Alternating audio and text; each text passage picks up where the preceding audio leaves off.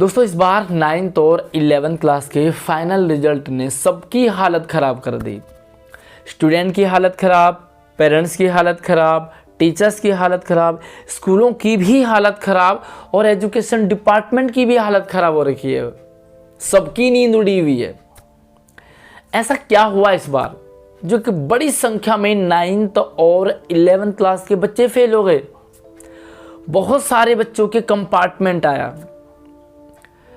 Problems बहुत सारी हैं। आपके आसपास में न्यूज़ में देखो फेल हो गए हैं, आपके आसपास में देखो सब कह रहे कंपार्टमेंट आए, पढ़ते नहीं हैं, आपके घर का माहौल भी कुछ ऐसा ही बना हुआ है। तो हम प्रॉब्लम्स की बातें नहीं करेंगे क्योंकि प्रॉब्लम्स तो हर कोई गिनाता रहता है, कमियां बहुत सारी गिनाते हैं, लेकिन हम सॉल्यूशन क्या है।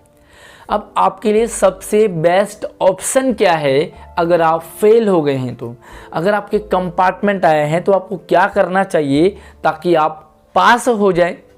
तो आज की video as a parents, as a student आपके लिए काफ़ी इम्पोर्टेंट वीडियो है, इसलिए कमेंट करने से पहले पूरी वीडियो को ध्यान से एंड तक देख लें।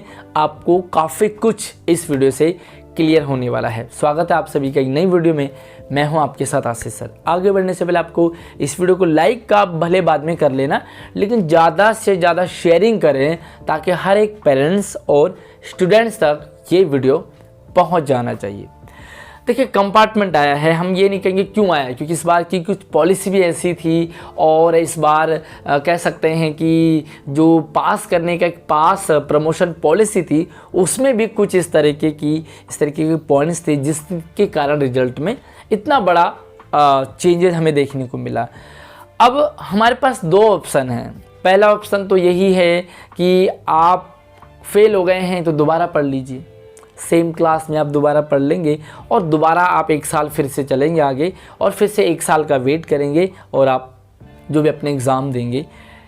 दूसरा ऑप्शन है आप कंपार्टमेंट आया है तो आप कंपार्टमेंट की तैयारी कर रहे होंगे, कंपार्टमेंट की तैयारी करते करते आपको एग्ज़ाम देने हैं, एग्ज़ाम दे करके आपको पास होना है, लेकिन कितना चांस है आपका कि आप कंपार्टमेंट में पास होने वाले हो। इन केस अगर आप कंपार्टमेंट में पास भी हो जाते हैं और आप दोबारा से अगर आपका 10th में भी आ जाते हैं या 12th में भी आ जाते हैं या आप दोबारा से 9th और 11th कर रहे हैं तो क्या गारंटी है कि आप 10th पास होने वाले हैं, 12th पास होने वाले हैं या दोबारा से आप 9th और 11th पास होने वाले। देखिए पास होने की कोई गारंटी नहीं है। अब मैं आपको एक स्टेप बाय स्टेप सॉल्यूशन बताने वाला हूं। अगर आपको लगता है कि मेरे जिस सब्जेक्ट में कंपार्टमेंट आया है आप उसकी इतनी अच्छी तैयारी कर सकते हैं कि आप पास हो जाओ और आप 10th और 12th में चले जाओगे, बट यहाँ पर आपको मैं क्लियर कर देना चाहता हूँ कि जो 9th और 11th है वो होम बोर्ड रहता है, यानी कि सब कुछ आपका रिजल्ट हो गया, पेपर हो गया, चेकिंग हो गया, मार्क्स हो गए, सब कुछ स्कूल पे ही डिपेंड करता है। तो जब स्कूलों में आपकी इस तरह की हालत है, इस तरह आप फेल हो रहे हैं, कंपार्टमेंट आ रहे हैं, तो आप अगर नेक्स्ट ईयर 10th में जाएंगे, 12th में जाएंगे तो वहाँ पर बोर्ड का एग्ज़ाम होगा। तो वहाँ पर आप क्या करने वाले हैं, आपको खुद अपने आप को एक बार सोचना है कि आप कितना कर पा रहे हैं। एज ए पेरेंट्स आपका बच्चा कितना कर पाएगा। तो शायद आपको ये लगता होगा कि क्या कोई और भी ऑप्शन है। यस, जैसे कि आपने टाइटल में भी देखा होगा, थंबनेल में भी देखा होगा, दो ऑप्शन हमारे पास फिर और बचते हैं।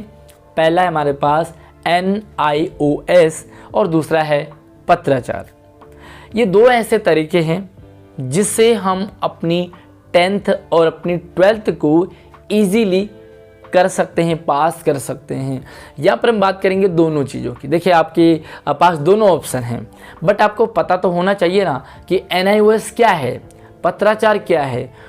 नॉर्मली पेरेंट्स और स्टूडेंट्स को ना ही NIOS का ठीक से पता होता है और ना ही पत्राचार के बारे में उन्हें ठीक से पता होता है, इसलिए वो कंफ्यूज भी रहते हैं, वो करना भी नहीं चाहते, जबकि काफ़ी बेनिफिट हैं NIOS के और पत्राचार के। लेकिन मैंने देखा कि काफ़ी एक बड़ी संख्या है स्टूडेंट और पेरेंट्स की जिनको ये लगता है कि हम रेगुलर पढ़ के ही पास होंगे और उसी की वैल्यू होगी। देखिए, अगर आपके कंपार्टमेंट आया है और आपको लगता है कि बस अब आपकी आंखें खुल गई हैं, अब आपको रात दिन एक करना है और अपनी पढ़ाई अच्छे से करनी है, तो आप नॉर्मल स्कूल में पढ़ सकते हैं। चाहे आप दोबारा पढ़ लीजिए, चाहे आप कंपार्टमेंट की तैयारी कर लीजिए। देखो, कंपार्टमेंट की तैयारी तो करना आपका बनता है, क्योंकि वो अभी आपके पास एक मौका है। बट अगर आप रह जाते हैं कंपार्टमेंट से, उसके बाद साल खराब हो जाता है और आप देखोगे कि पैटर्न तो सेम ही रहेगा ना, 10th का पैटर्न सेम होगा, 12th का पैटर्न सेम होगा, तो आपको प्रॉब्लम्स फिर से शायद देखने को मिलेगी। तो पहला ऑप्शन जो मैंने आपको बताया NIOS का, वहाँ पर उसका सबसे बढ़िया फ़ायदा ये है कि NIOS से पढ़ने वाला बच्चा इजीली पास हो जाता है। आप कहोगे कि इसकी वैल्यू कम है। देखिए, वैल्यू आज के डेट में किसी बोर्ड की नहीं है, वैल्यू है तो आपकी, वैल्यू है तो आपकी उस सर्टिफिकेट की जो आपको 10th 12th या 9th और 11th करा रहा है। NIOS का सिंपल सा ये है कि NIOS में आप उन सब्जेक्ट को लेते हैं जो आपके अकॉर्डिंग कंफर्टेबल हैं। फॉर एग्जांपल के लिए बहुत बड़ी संख्या में बच्चे मैथ से डरते हैं, ऐसी संख्या कुछ साइंस से बच्चों की भी है, साइंस से भी बच्चे बहुत सारे डरते हैं। तो आपकी शायद कंपार्टमेंट मैथ और साइंस में ही आती होगी।